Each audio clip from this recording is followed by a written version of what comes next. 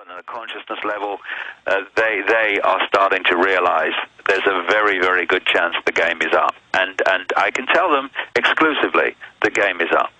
David, I think of the probably 40, 50 interviews, I don't know the number, but it's got to be 40 or 50 in the last 15 years that I've interviewed you off and on. I think this was the most powerful, and I really feel like I have an even greater connection with you after this, and I know you're a good guy, and I appreciate your trailblazing work, and just God bless you. Okay, mate. Well, nice to talk to you. I hope you make lots of money, and anyone wants to see me in San Francisco next Saturday, and you just down the road next Sunday, well, you know, all welcome. All right, David, do you think this was the best interview we've ever done? I've enjoyed it greatly because, you know, it's very, very important, crucial that people appreciate where the real power is, because there is a danger that if we don't realize that we just sit around and watch the prison being built around us thinking there's nothing we can do. The prison is being built because we think there's nothing we can do. That's the irony. And, you know, it's great to be able to talk about the fact that we have the power. We just have to take it back, and I hope Hollywood's listening. When you travel around the world, I mean, I know I hear about a few people, David Icke, Ron Paul, and, of course, myself, because I'm trying to explain to listeners and viewers how important it is to support so we can expand and have a platform for you and others to be on when you join us. I mean, do you get the same feedback I'm getting, that it's basically David Icke, Ron Paul, Alex Jones?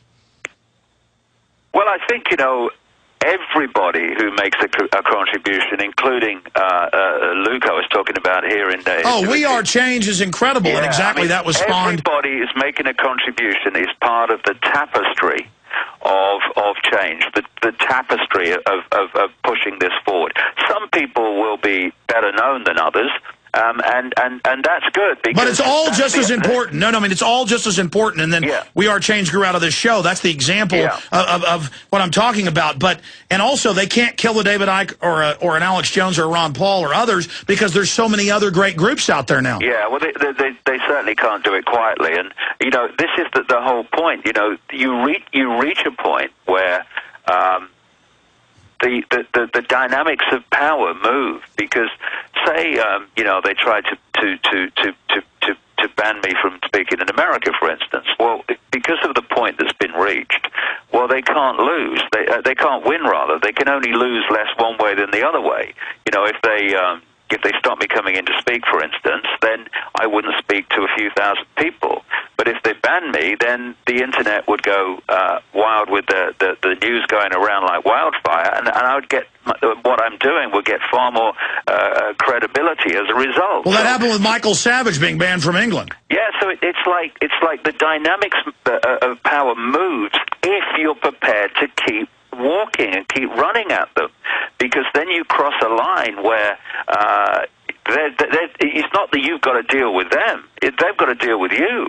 And this is what happens when you don't think consequences. You think, what is right? Okay, I'm going to do it. And you know, the idea of becoming well known with this information is the idea for those people that think that the only credible conspiracy researcher is a dead one. Becoming well known, because the information is getting out there. That's the idea. That's what we all should be trying to do, to get a higher profile into the public arena, so the information can be gleaned and seen by more and more people. You know, but again, it's that there are people that are well known because we've been doing it a long time, and things have, you know, becoming successful in that point. But every single person who enters the tapestry, who enters the network, whether it's on a local level, a national level, they're all making a fantastic contribution, and anyone can do it. David, you know, that was my point. I'm a guy from Leicester in England who never passed an exam in my life because school bored me to death. I left school at 15 to become a professional soccer player, and I did all my learning later in life on my terms, not the But David, terms. That's exactly what I'm saying. Infowars.com, the radio show, the guest, it's all about this giant college of learning. Yeah, exactly. And I'm here. That my whole mission is get other people to realize how powerful they are and to take action. And that was the point I'm making about how important the radio show, the films are, because it brings everybody together. And then we could, you know, going back 4 or 5 years ago, or 3 years ago, to Luke, okay, you got your one guy in New York kicked out. I said, Luke, you're a real leader. You have power. I'm going to promote your group. You keep going out and confronting people, and now that's spread everywhere. And now he's taught others, and they've taught others, and exactly.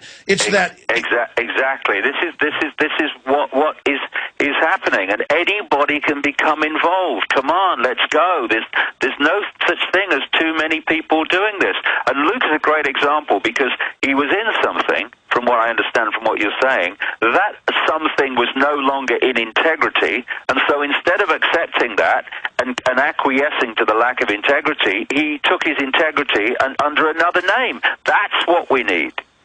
No, absolutely. Luke was just one guy in New York 9/11 Truth, but I'd spoken with him, talked to him, had him on. I could see in the videos, and he said, well, I'm doing what you did. What woke him up was Police Day 2000, where I was going up and confronting world leaders. Yeah. Nobody else was really doing that. And he said he started doing that, and it was having some success.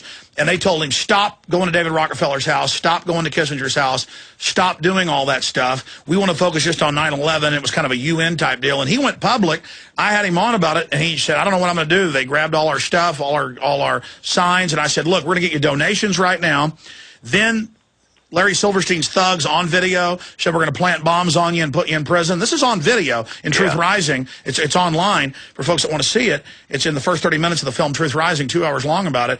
And I'm not saying, again, Alex Jones did this. I'm saying I had a platform to literally give him attention so others could help him. He had the leadership and the innate goodness that it took, and now it's taken off all over the world, and now he's gotten other groups to start their own, modeled off this, and I never intended any of that. I know you never probably intended any of this, and it's amazing. David Icke, thanks for the hour and a half interview. You're amazing. Look forward to having you back up, and just thank you so much for your tireless efforts and your courage. Cheers, mate. All the best. All right, there goes David Icke, Bye. ladies and gentlemen. Thank you.